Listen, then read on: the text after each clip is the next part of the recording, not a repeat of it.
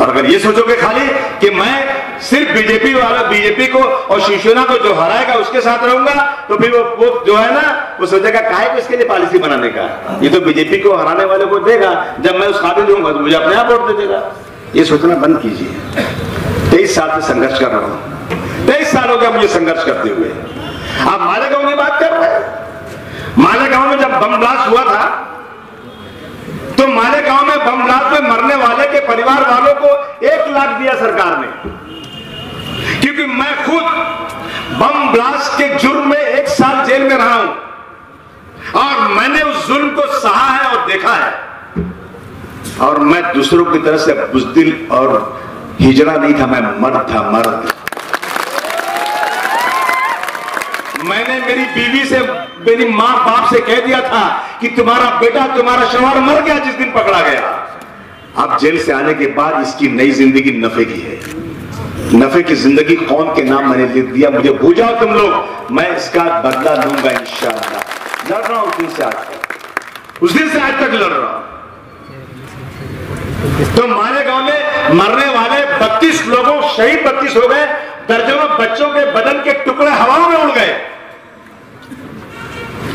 मैं पार्लियामेंट में चिल्लाता रहा कि मालेगांव में मस्जिद पर ब्लास्ट हुआ है, शबे बारात के दिन ब्लास्ट हुआ है। एक शराबी, एक जुआरी भी शबे बारात के दिन नहा धो के मस्जिद में जाता है, 3-2 रकात नफिल पढ़ता है, कहता है अल्लाह ताला आज उसका दरवाजा रहमत का खुल गया है, आओ मेरे रहमत का दरवाजा खुला है, मुझसे मांगो, मैं साल भर का आज तुमको देने वाला हूं। शराबी और जुआरी भी जाकर उस दिन नमाज पढ़ता है कि नहीं पढ़ता है?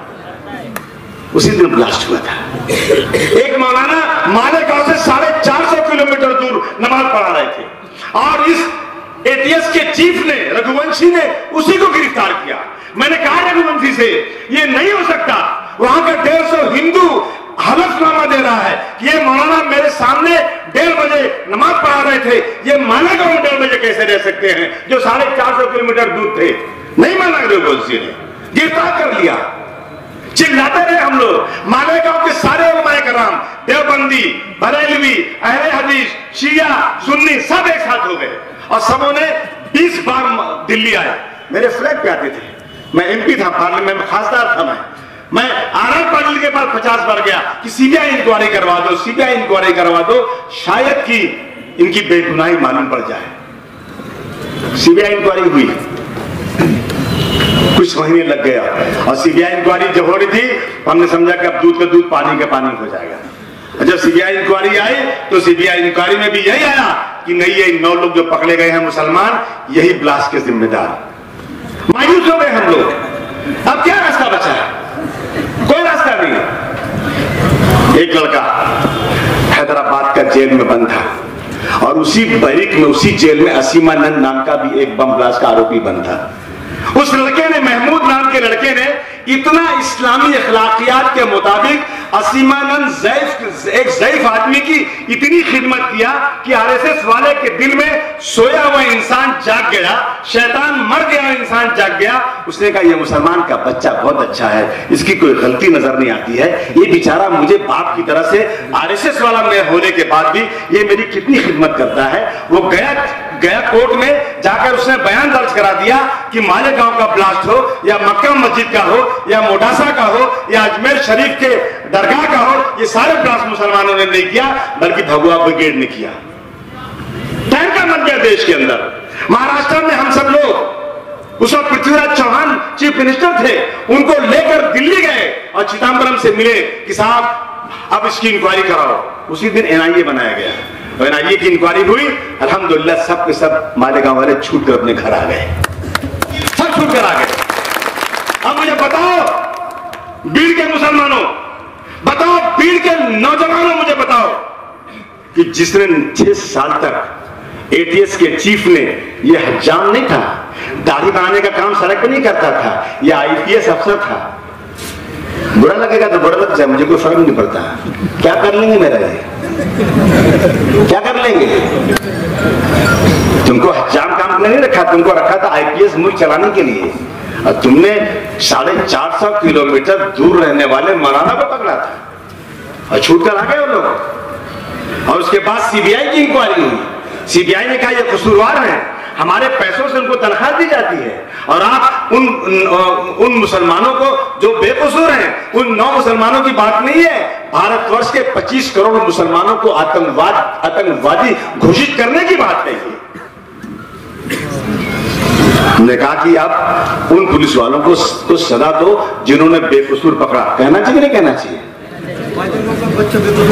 कहना चाहिए कि नहीं कहना चाहिए? जिसने पकड़ा और इतनी बड़ी कुर्सी पर रहकर गलत काम किया तो उसको कुछ होना चाहिए कि नहीं होना चाहिए? एक बार अबू आसिम को तुम लोग छोटा सा होम मिनिस्टर बना दो।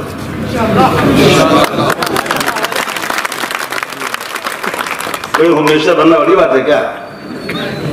अरे अल्लाह निगहबान हो जाए तो मैं बन सकता हूं, और अगर इनको जेल में नहीं डाला तो मैं अपनी बाप की औलाद नहीं। यही कहने आपसे आया हूं। क्या कांग्रेस से उम्मीद है आपको? उम्मीद है आपको? बताइए मुझे आप। मैंने अभी अशोक चौहान साहब ने मुझे बुलाया था अलायंस के लिए, मोइन भाई।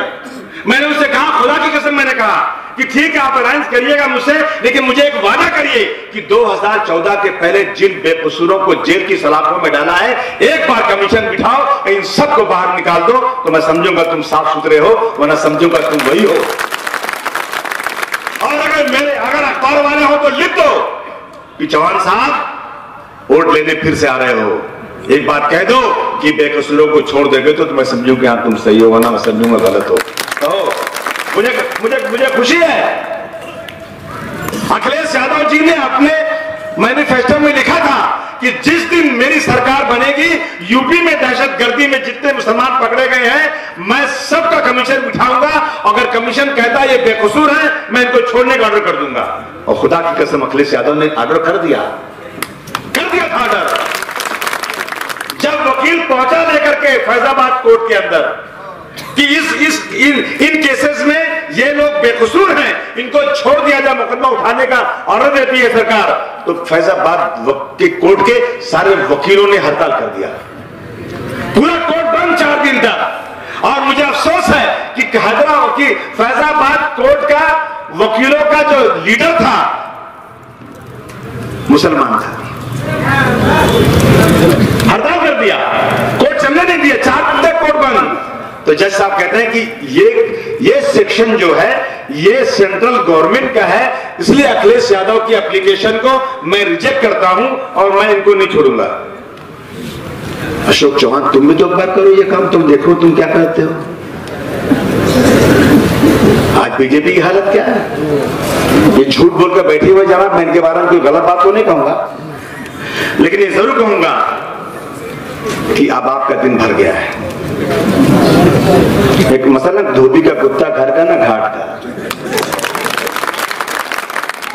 मैं किसको बोल रहा हूं? मेरे पे केस हो गया इसी के ऊपर, मुझे पुलिस दौड़ा रही, पकड़ नहीं पाई अभी तक।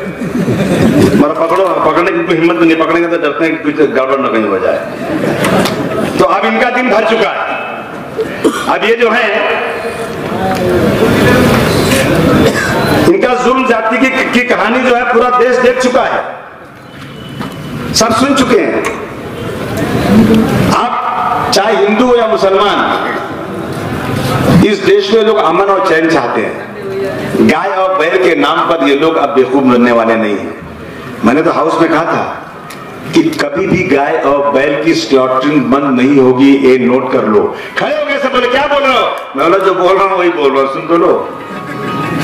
जिस देश में किसान आत्महत्या करता हो भूख से, जिस देश में अस्पतालों में जाओ तो गरीब लोग अपनी किडनी और अपना लीवर बेचने को तैयार हो, जिस देश में लोग अपना खून बेच देते हैं गरीबी की वजह से, जिस मुल्क के अंदर लोग अपने बच्चे को गरीबी की वजह से बेच देते हैं, वो क्या गाय पालेंगे बिना दूध देने वाली?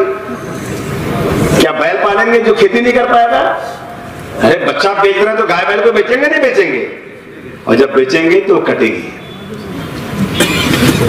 और नहीं कटवाना चाहते हो ना, तो सरकार बजट में प्रोविजन करे कि जितने पैसे में कसाई या कोई और गाय बैल खरीदता है उतने ही पैसे में सरकार खरीदे, और उसके बाद उसके लिए शर्त बढ़ाए और उसको पाले, और जरूरत पड़े तो हम भी पैसा देंगे। नरेंद्र मोदी तुम क्या बात करते हो? तुमने तो अभी तक फांसी का पैगाम नहीं लाया गाय काटने वालों को। बहादुर शाह जफर मुसलमान थे, उन्होंने अपने जमाने में कह दिया था अगर किसी ने गाय को काटा तो उसे फांसी के फंदे पर चढ़ा दिया जाएगा। तुम आज तक वहां नहीं पहुंचे हो। चुप रहे, चुप। ये मोदी का आदमी दिखता है कोई।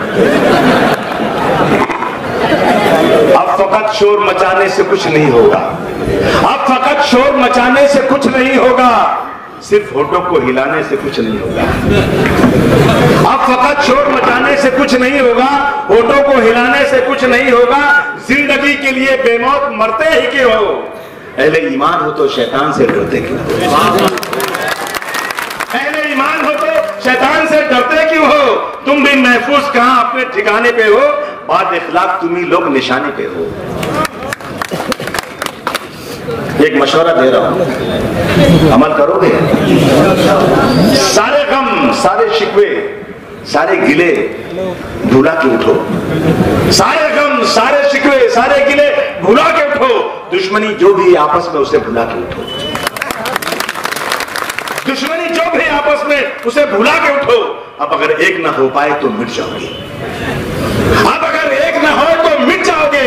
खुश्क पत्तों की तरह तुम भी बिखर जाओगे। ये पैगाम लिखा है इस देश का हिंदू सेकुलर है। अगर सेकुलर नहीं होता तो 1925 की बनी हुई आरएसएस 6 साल के बाद आई है पावर में, और 5 साल में हवा निकल गई। 5 साल में हवा निकल गई। और इसी 5 साल में 4 जजेस सुप्रीम कोर्ट से निकले और उन्होंने कहा इस देश का संविधान सुरक्षित नहीं है, जमहूरियत का कत्ल हो रहा है। नरेंद्र मोदी, चुल्लू भर पानी में डूब मरने का मुकाम है तुम्हारे लिए।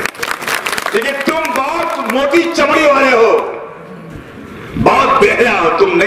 तुम जो है ना, चुल्लू भर पानी में नहीं मरोगे, तुमको तो कुलाबा मेरे घर के बगल के समुद्र में डुबाना पड़ेगा। अरे वो तो शर्मिंदा, वो तो वो लोग होते हैं। लाल बहादुर शास्त्री की सरकार थी और 3-4 एक्सीडेंट हो गया रेलवे का। उन्होंने कहा मैं अपनी मोरल रिस्पॉन्सिबिलिटी लेता हूं और मैं रिजाइन करता हूं। ये औरतों की फिक्र इनको लगी है कि मुस्लिम औरतें बड़ी परेशान हैं बेचारी। ये औरतों को और तकलीफ देना चाहते हैं। 3 तलाक से औरतों को और तकलीफ होगी। अगर एक मर्द 3 तलाक देता है, जो इस्लाम में पसंदीदा नहीं है, जो इस्लाम में इसका रवाज भी नहीं है, लेकिन तुम जबरदस्ती 3 तलाक के नाम पर अगर कोई औरत अपने शौहर की शिकायत करेगी और उसका शौहर 3 साल के लिए जेल में जाएगा, तो मुझे एक आदमी बता दो कि उसके घर वाले क्या उस औरत को एक्सेप्ट करेंगे? करेंगे? और अगर मोदी जी बहुत मोहब्बत है औरतों से ना, तो कह दो कि जब तक जेल में रहेगी या जब तक दूसरी शादी नहीं होगी, उसका पूरा खर्चा सरकार की तरफ से दिया जाएगा। तब मैं तुमको ताली बजाकर स्वागत करता तुम्हारा। आज महाराष्ट्र में कितनी आबादी हमारी है? 13.5%, शायद 12.5 ही है। 12.5 या 13.5% हमारी आबादी है। अभी सर्वे हुआ है, महाराष्ट्र के जेलों में हमारी आबादी 36% है। हमको रिजर्वेशन जेल में मिलता है, हमको रिजर्वेशन एजुकेशन में और नौकरी में नहीं मिलता। हम आपसे गुजारिश करने आए हैं, कांग्रेस को पहचानिए, बीजेपी तो खुली दुश्मन हमारी है ही है। दोनों को पहचानिए। और आपकी वोट देने के पहले एक मुआहदा होना चाहिए, एक एग्रीमेंट होना चाहिए, हलफनामा बनना चाहिए। और वो हलफनामा वकील के जरिए बने, और जो वादा सरकार कांग्रेस एनसीपी करे और अगर उस पर अमल नहीं करे तो उस पर चीटिंग का केस होना चाहिए और 6 महीने में सरकार को फिर उखाड़ के फेंक देना चाहिए, नहीं तो वोट नहीं देना चाहिए। एक लीडर बनाओ। जिस कौम में कहा गया कि 2 लोग हों तो एक अमीर, 4 लोग हो तो एक अमीर। 25 करोड़ में अमीर कौन हमारा? 25 करोड़ में कौन है अमीर तुम्हारा जो खुलकर कह दे कि तुम इधर चलो? है कोई अमीर? हमने किसी को अमीर नहीं बनाया आज तक। हम मुसलमान हैं, अमीर नहीं मानते किसी को। ना मजहबी अमीर, ना तो हमारा कोई मजहबी कोई अमीर है, ना तो हमारा कोई सियासी अमीर है।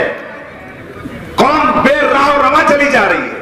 मैं गुजारिश कर रहा हूं आज हाथ जोड़ करके, कौन के उन इंटेलेक्चुअल उलमाए कराम से, कौन थे उन नौनिहालों से कि खुदा के वास्ते कौम को मत बांटो, देवबंदी बरेलवी शिया सुन्नी के नाम पर मत बांटो। जब गोली चलती है तो कोई गोली ये नहीं कहती कि शिया को मारो या सुन्नी को मारो, वो कहती है मुसलमान को मारो। ऐ नादान मुसलमानों, ऐ नादान मुसलमानों, तुम्हारी इमारत बहुत कमजोर है, उस पर हमला हो रहा है। इमारत कभी भी ढल जाएगी, लेकिन तुमने उस इमारत का ख्याल नहीं किया। तुमने इस इमारत के ऊपर अपने फ्लैग बना लिए हैं, और इस फ्लैग पर तुमने एक पर तख्ती लगाया शिया, एक पर सुन्नी, एक पर देवबंदी और एक पर बरेलवी, एक पर पठान और एक पर अंसारी। तो इमारत की हिफाजत किए बगैर फ्लैट की हिफाजत कर रहे हो। पहले फ्लैट को संभालो, बाद में इमारत। पहले इमारत को संभालो, बाद में फ्लैट तुमको मुबारक। इस्लाम नाम की इमारत खतरे में है, पहले उसको संभालो, उसके बाद फ्लैट पे जो चाहो तख्तियां लगाओ। मैं एक दिन जा रहा था, गोंडी में जा रहा था मैं, एक ठेले पर अंगूर बिक रहा था। तो पता नहीं क्यों रुपया, मैं ये अंगूर वाला क्या भाव दिया अंगूर? बोला ये अंगूर 60 रुपया किलो, ये 40 रुपया किलो। बोला अंगूर दो किस्म का क्यों है? बोला जो गुच्छे से टूट गया ना वो 40 रुपया है, और जो गुच्छे में लगा है वो 60 रुपया है। मैंने कहा दोनों तो एक ही पेड़ का है ना? कहानी टूट गया ना इसलिए अलग। जब गुच्छे से निकल जाओगे तुम्हारी वैल्यू कम हो जाएगी। एक गुच्छे में रहो, एक साथ रहो, वैल्यू तुम्हारी बढ़ के रहेगी। एक गुच्छे में रहो। मैं नहीं कहता हूं कि तुम सुन्नी मत रहो, शिया मत रहो, देवबंदी मत रहो, बरेलवी मत रहो, तुम सब रहो, लेकिन पहले मुसलमान रहो और एक साथ रहो। मैं तुमको यकीन दिलाता हूं, आज पूरे भारतवर्ष में सबसे बड़ा प्रदेश है उत्तर प्रदेश, और यूपी में अखिलेश यादव ने जो काम किया है 70 साल में इस दबी कुचली माइनॉरिटी के लिए किसी ने नहीं किया है। मैं आपसे गुजारिश करना चाहता हूं, सुनिए जरा बात सुनिए, अभी बाकी है, अभी बाकी है। इलेक्शन आ रहा है, इलेक्शन आ रहा है। मैं बार बार कांग्रेस से कहता हूं कि वोट का बंटवारा नहीं होना चाहिए। कांग्रेस कहती है कि अबू आसिम जैसे आदमी को ताकत दोगे तो हमारे जबड़े में हाथ डाल देगा। अबू आसिम को ताकत दोगे और मोइन भी आ गया, अबू आसिम भी आ गए, 2-3 और आ गए, तो फिर तुम्हारी खैर नहीं है। एक आदमी से तंबू में घबरा तो 4-5 आएंगे तो क्या होगा? तो अगर मेरे से अलायंस नहीं होगा तो मैं ये सीट लड़ू कि नहीं लड़ू पार्लियामेंट की? बोलो। ऐसे नहीं, ऐसे नहीं, ऐसे नहीं। बोलोगे तो लड़ूंगा, तो नहीं लड़ूंगा। दोनों हाथ उठा के बोलो, ये पूछने आया हो आज। दोनों हाथ उठा के बोलो, लड़ू कि नहीं लड़ू? साथ दोगे आप लोग? और मैं तुमको कहता हूं, सुनो, मर्द का बच्चा हूं, आधी रात को बुलाओगे इंशाल्लाह तुम्हारे पीछे खड़ा रहूंगा। और मैं सिर्फ गोंडी का नहीं, बंबई का नहीं, मैं पूरे महाराष्ट्र का एमएलए हूं और इस्लाम का मानने वाला हूं। पैगंबर इस्लाम की दावत लेकर आया हूं, जान चली जाए और वचन नहीं जाए। गोली चलेगी, पहले अबू आसिम पर पड़ेगी, पर तुम्हारा बाप काटा होगा। तुम्हारा जितना काम भी सरकार के पास है, तुम्हारा एमएलए में हो, मेरे पास मैं ए से लेकर जेड तक तुम्हारा काम करूंगा, तुम्हारे रुख पर खड़े हो जाओ, लेकिन तुम मेरे पास पीछे खड़े हो जाओ बस। मैं तुमसे तुम्हारा वक्त भी नहीं मांगता हूं, जहां रहो मेरे पीछे खड़े रहो। 23 साल से मैं अपोजिशन में लड़ रहा हूं और इंशाल्लाह बची जिंदगी किसे लड़ूंगा। मंत्री बनूंगा तो मर्दों वाला बनूंगा, ये घुटने टेक वाला नहीं बनूंगा। और जिस दिन बनूंगा ना, उस दिन एक एक चीज लाल डायरी लिखा, लाल डायरी रखी मेरे पास, 1993 से लिख रहा हूं, जुल्म की दास्तान। मुझे बुलाया था कमिश्नर ने, खुदा की कसम, कहा कहां लाल डायरी? मैंने कहा नहीं बताऊंगा। क्या लिखा है? मैंने कहा नहीं बताऊंगा। कब खुलेगी मेरा? जिस दिन पावर में आऊंगा, और पावर में आऊंगा, मेरा यकीन है, मेरा यकीन है पावर में आऊंगा। साथ दोगे? कहाँ है मेरा साथी? जरा इसको बना दो मेरे की बात। बहुत अच्छा लगा। आप ऑफिस खोलो, रोज रोजाना सुबह से शाम तक आप काम ले जाओ उनके पास। राशन नहीं दुकान पे मिलता, वो मुझे बताओ, वहीं बैठ के सस्पेंड कराऊंगा ऑफिसर को। पुलिस वाला जुल्म जाती करता है, मुझे बताओ, वही मेरे बगल में डीजी ऑफिस है, नहीं सुनेगा 4 आदमी लेकर वही धर्रा दे दूंगा। हर जोर जुल्म के टक्कर में संघर्ष हमारा नारा है। लड़ूंगा, लड़ना आता है, साथ देना तुम लोग लगेंगे, खड़े रहना पीछे खड़े तुम लोग। मैं शीशा पिलाई दीवार की तरह तुम्हारे साथ खड़ा रहूंगा। कोई माई का लाल पैदा नहीं अब वासिम को झुका सकता है। बाल ठाकरे का उरूज था, बाल ठाकरे का उरूज था, उसने गलत बोला, मतलब बेटा तेरे को कोर्ट के पीछे नहीं लाया तो बोल दे रहा। बहुत धमकी आई, अरे मतलब बैठ तू बेचैन, खुदा की कसम, बाल ठाकरे के 5000 लोग और मैं 5 लोग, मतलब 5000 वर्षित 5 कोर्ट में खड़े होकर के मैंने उसके खिलाफ मुकदमा लगाया। मर गए तो क्या करूंगा, साथ दे देना आप लोग।